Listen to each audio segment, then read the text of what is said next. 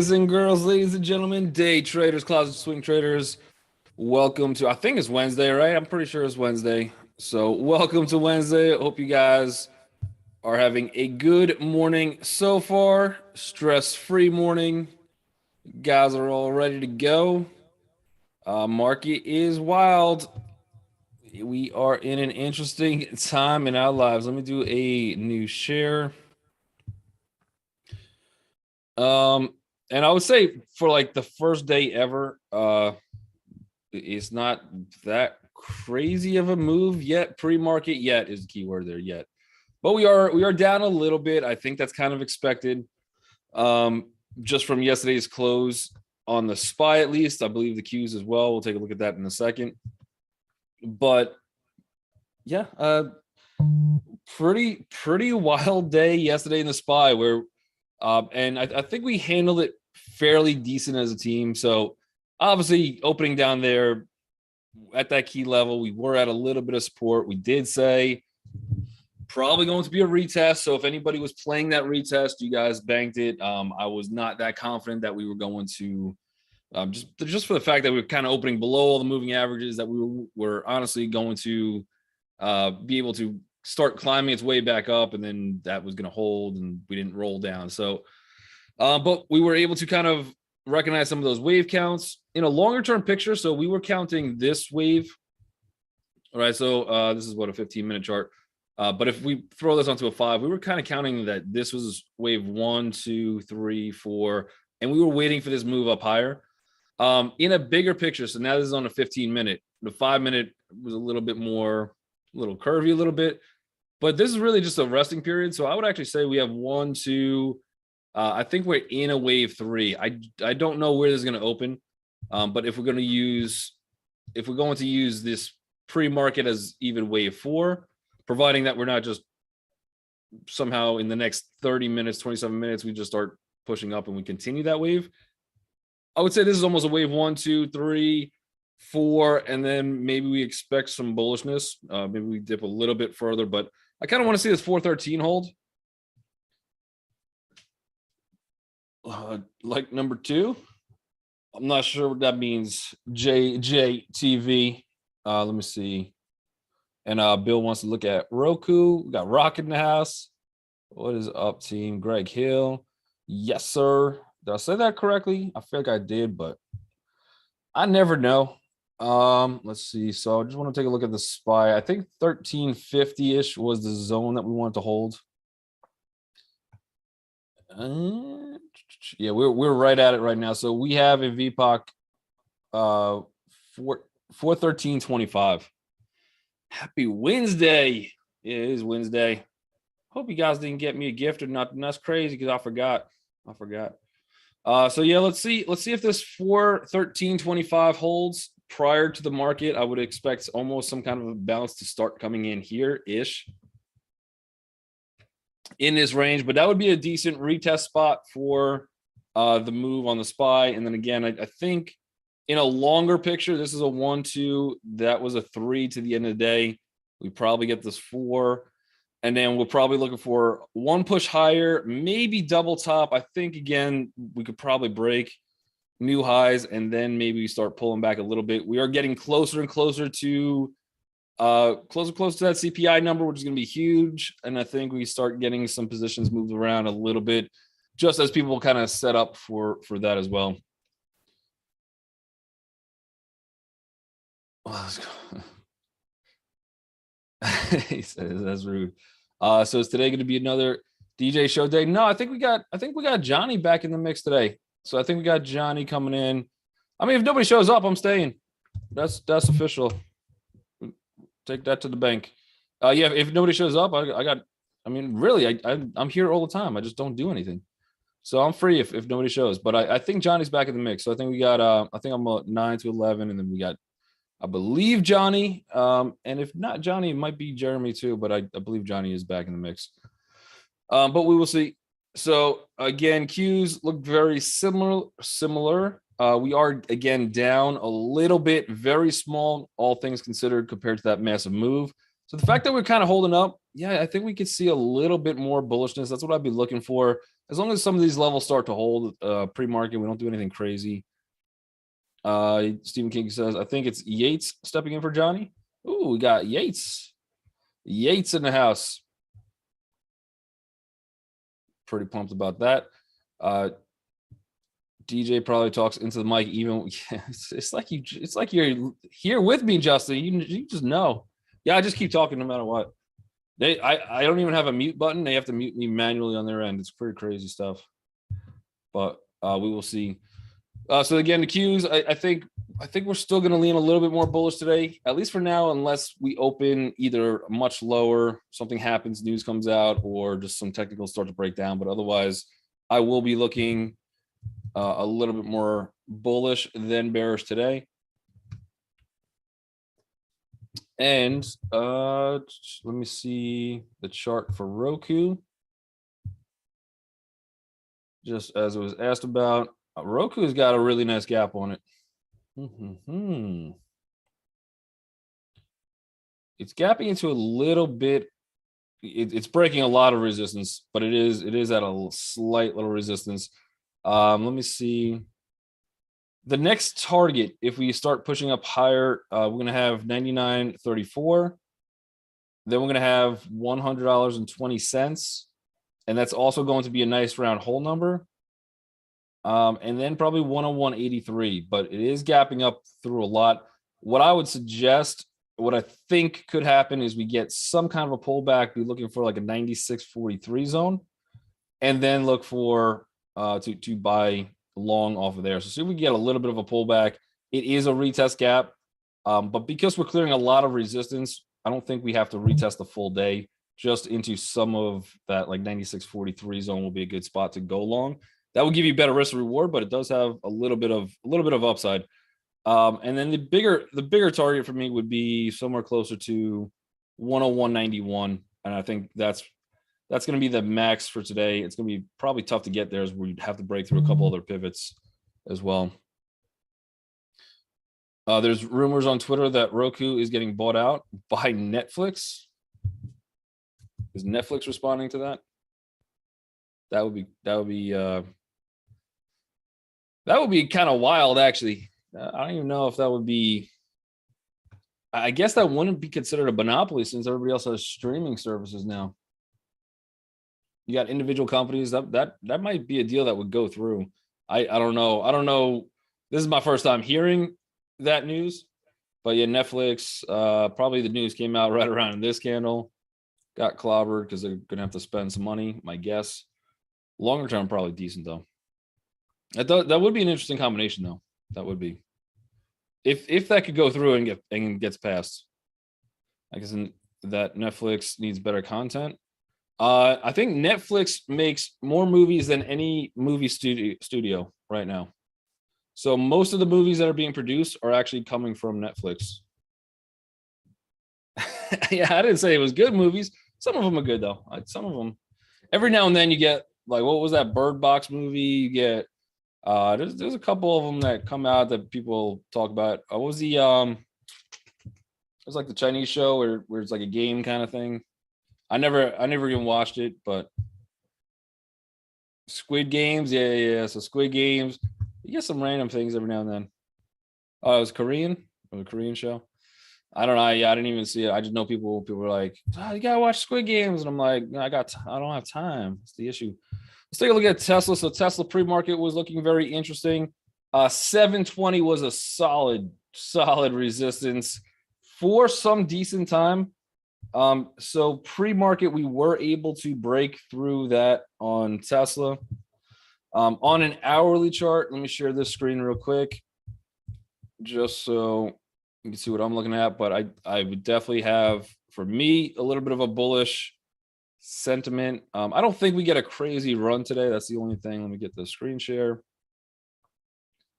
I don't think we've broken out enough on Tesla to say, yeah, we're definitely going crazy. But on an hourly chart, where are we? So yesterday's candle, so we did run pretty insanely crazy. Then we had this channel break, I mean, it could be any time frame, but this is hourly. We are also above the last VPOC, and anybody that did sell or tried closing, we're actually gapping above that. So I would think this 720 zone, as long as 720 holds and we don't just start dipping back down. If we start dipping back down, the spot to attempt to go long would probably be 716.98.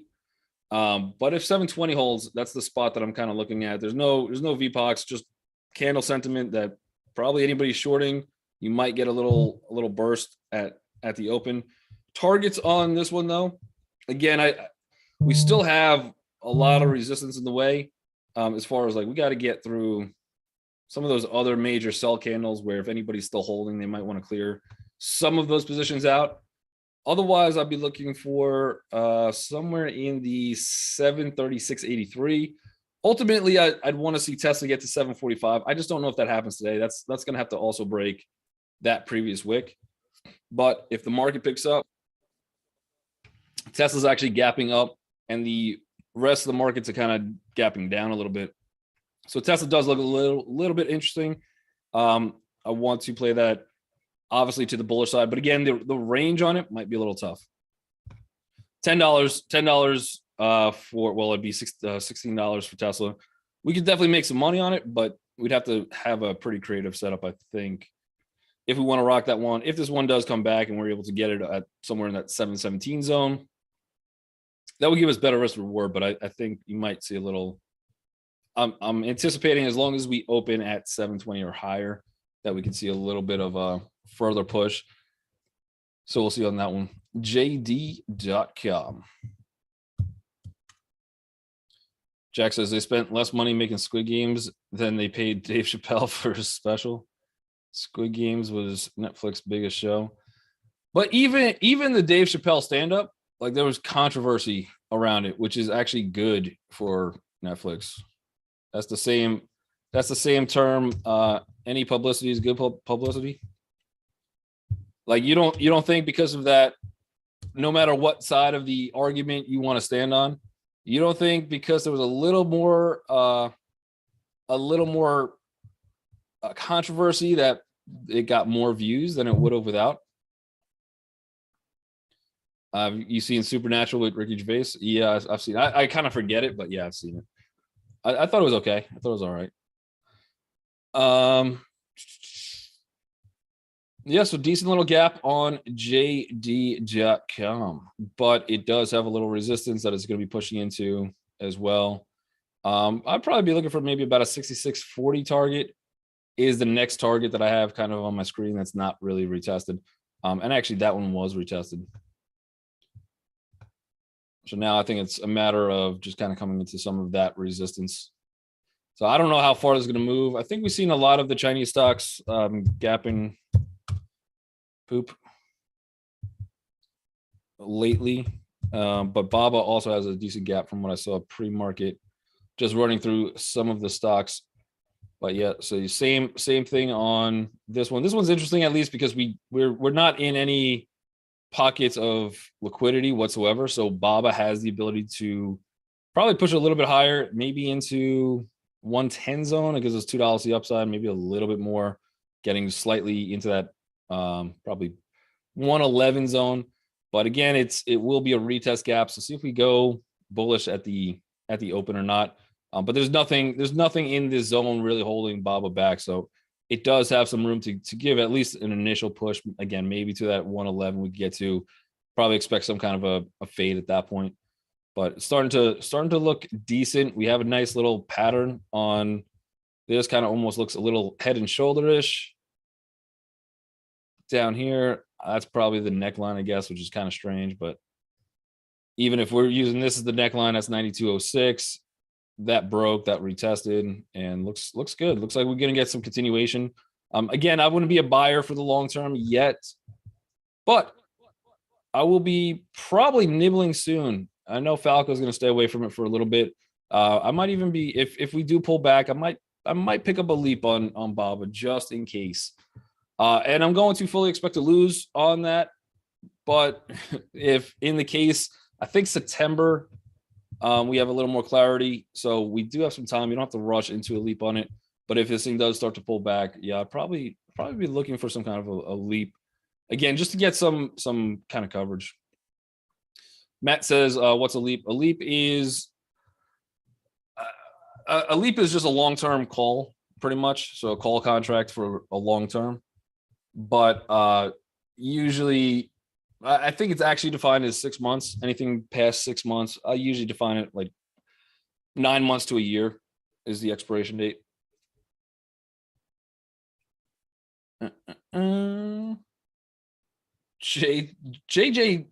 JJTV coming in with a hot reminder on YouTube. I like that. Hit that like button. Subscribe. Good. Appreciate that, JJ. Appreciate that. Let's go through some of the other ones. AAPL. And the market, by the way, the market does also have the ability to completely collapse as well. So we still have a lot of unknowns. That's why picking up some leaps right now are a little bit dangerous, no matter how good Bob is. It's just completely undervalued, but it does have a lot of, I would say, restrictions around it, I guess is the best way to put it. But it does have a lot of, I would maybe controversy is the better way to describe it still. And until we get clarity for longer term investors, it's still probably going to be very tough to step into BABA. And if the economy does, like, so if we on the SPY, let's actually look at a longer term picture. I have targets on the SPY to roughly 427, I believe. I think we might be able to push that. And again, it won't be today. Today's targets for the SPY, though, if we do start pushing bullish, the next spot will be about 417.44. Could be a good spot. And if we go kind of nutty out there, we're probably looking for more of a 420.52. I think is gonna be a strong resistance. A little bit longer term picture though. Yeah, I think we could get probably somewhere closer to this range, 427.31 ish. And if something crazy happens, like CPI is actually good for the economy, we might see about a 438. Who knows? From that point, I don't know if we just continue up higher again. It depends kind of on what the overall economics are. If we start getting some good news out there, then maybe we've seen the bottom and we want to rip a little bit higher. But if we get into that 427 zone, I think buying some kind of puts, get some kind of protection in that zone might make sense, especially at 438. That would be a much bigger spot to start adding heavier to the shorts, just in case, even if we get some kind of pullback, and it's not us collapsing completely, I think we'd be at least protected to, because it's still a large, I mean, it's almost $60 move. I mean, pretty crazy. But we'll see if this is the absolute bottom. It could be, we don't know. But getting some kind of protection up in that 427, 430, and then 438, I think, is probably the high of this market. We might pull back a little bit, retest, something like that, but we'll have to see. Again, CPI numbers are going to be huge. SPY's also at the daily 50, 422.39. Yep. So that will give us some room to the upside as well. So we'll see. DAL. Kyle wants to look at NCLH. Yep, we could fit that into our busy little schedule. I think we have some time. Nothing too crazy news story wise today as of yet, so that could work. Delta again. So we have our longer term highest volume area right here at 39, 38-ish.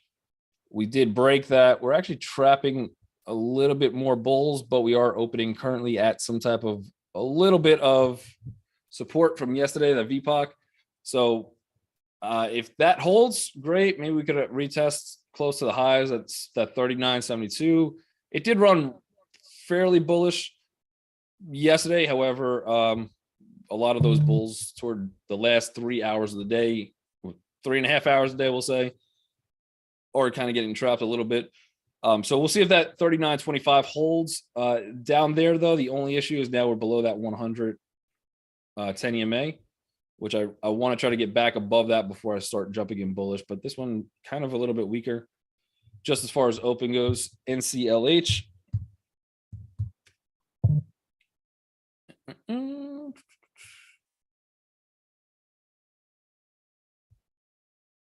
Is Twitter bot DJ?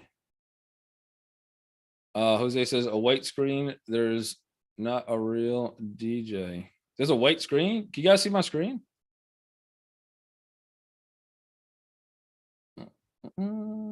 Yeah.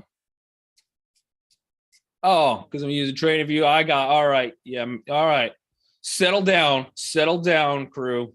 I get it now. Crazy. You guys are whew. All right. Yeah, this gap looks a little bit more intense than even Delta. So the travel industry probably is getting a little bit more clobbered today. This one's actually way worse than Delta as far as this gap goes. Again, we do have a little bit of support coming in, maybe somewhere in this either 1545 or 1541 zone. Otherwise, the next target down will take us back to roughly about 1508. But sentiment wise, you're trapping most people from yesterday with this open. If this is actually where this one opens, sometimes the open looks a little different than pre-market on Norwegian, but yeah, you're actually trapping. It's a decent short. Would love to see a little bounce into like 1557 as an attempted short, and then have some kind of stop at like 1581. That means that it would have to now cruise through. It would have to cruise through at that point the 10 EMA on the hourly. It would have to cruise through that 1569 zone, which is yesterday's VPOC, and would have to cruise through that 1576 in order for you to get stopped. And most likely at that point, you're just flat wrong on this trade. But it's not bad. So if you could buy it a little bit higher, somewhere at 1558, it's probably about a 30-cent risk to reward. And then if this thing can break down, anything past 1540, you have a good move down to roughly about $15 on the stock at minimum. And then if things really start picking up, the next target after that one is huge. That's 1371. Aren't DJs usually on the radio? I got a face for Zoom though. DOCU.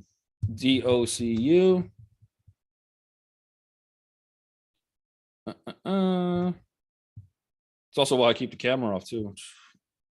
I don't want to have to. I don't know how much warranty you guys got on those computers. Docu's got a nice one. Yes, I would see if we could get a little bit of a pullback to probably $90.01 would be the spot I'd be interested in to watch, and then a much better price if we get a much bigger pullback, probably somewhere in the 88.38 zone would be a rather tremendous risk reward. But again, yeah, we're in the middle of kind of nowhere. We have some volume starting to come in that's going to act probably as maybe slight resistance, but to the upside on this one, even if you just buy it at the open, have some wide stops, I mean, targets would probably be 94.43 on Docu. But I would gather we could try to get in maybe a little bit because it is a retest gap. You're going to have some people that did buy this one and laughing at anybody in Norwegian right now. They're like, look, those guys are down, but we're up. Crazy kids. But yeah, if we can get it somewhere around probably that $90.02, and then the next spot again, probably I'd be looking for about 88.38 just to improve on some of that risk reward. But these guys are going to be, you're going to have a pretty decent run up into this gap. You're probably going to have some people profitable and just trying to bail in this crazy market, especially 2 days prior to CPI. We'll see. Jose says Amazon AMZN. Yeah, no. So I always have TradingView up, but I just kind of switched over on this one and then just didn't go back. I don't know. It's Wild Wednesday. XOM and Groupon for my friends in YouTube land. We will get to those as well. I do want to cover AMD. I don't know if we covered that one yet, and NVIDIA too, just because we'll look at those. This one, Amazon, it's still a little. So two things is I'm using the VPOCs a lot for targets, entries, things like that for me personally. But with this one, because of the split, you have all those VPOC numbers. I just honestly don't know how it works with the split, because obviously they were not buying it like these are all recalculated based off of the split price. That doesn't necessarily mean I don't have any back trading or real experience using the VPOC with the splits. That being said, if these are correct, we are in a very high volume area right now, and pretty much we're going to be getting, I think, a little bit chopped around for the next probably a couple days if we stay in this area. If we start really breaking under 121.31, that would give us a decent move to the downside. We've had a lot of buying that could reverse things a little bit. On an hourly chart, at least, we do have some kind of island reversal.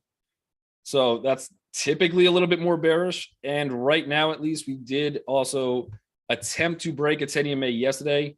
It looks like we closed maybe slightly above it. And then today we're already kind of coming in underneath that candle. So to the downside, I'd say probably right now 122.19. If things are picking up in the market, probably 121.40. If we break 121.40, that's the time I think we just start really getting a little bit more clobbered down to about 114. AMD is a big nothing burger, so let's pull that one up real quick. I got 3 minutes. We'll definitely get to XOM as well. Yeah, this one probably a little bit more on the weak side. So we have yesterday's VPOC above us. We're actually where most of the activity was, which was kind of a boring day for the most part for AMD. We're pretty much under that. I would be looking actually a little bit more short on this one. 103.36 would be initial target, and probably looking at somewhere at 101.99 would be my second target. If it does pick up a little bit, but I'd probably be leaning a little bit more short, at least for now, unless something crazy happens at market open. NVIDIA, I was looking at, for a swing trade basis, it looks decent actually. So we have a lot of room, probably up to the 119 zone on NVIDIA. If we could start to really break out, we're just kind of, here's our big key area of support. We broke down. We're really in some kind of key area of resistance at this point. We attempted to break, we failed. But if NVIDIA can start to pick up a little bit, it's going to start looking better and better for a swing trade. We do have a nice little double bottom. We broke the neckline. That was the retested neckline. And I think NVIDIA has the ability to push higher. But again, we have to see if we could actually kind of break out of this range bullish. If not, again, NVIDIA might be a little tough at open or during the day today. We have a lot of different areas of interest in this range, and that is going to be a little bit tough. Man, I think I still got some time. XOM. JD, yeah, JD looks, I'll have to look at it again. I kind of forget.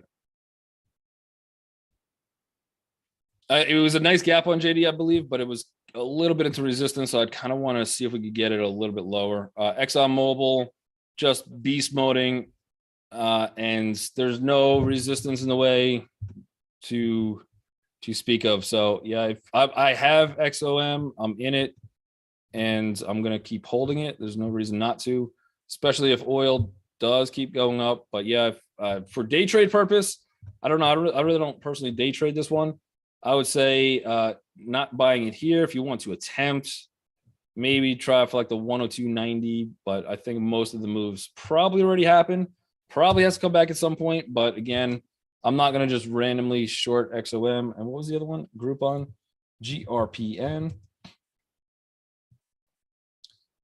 Almost, if this starts to turn on Groupon, this could be an interesting head and shoulders type pattern. I would take this roughly to about $17.18 at open for the neckline. But that's the bell.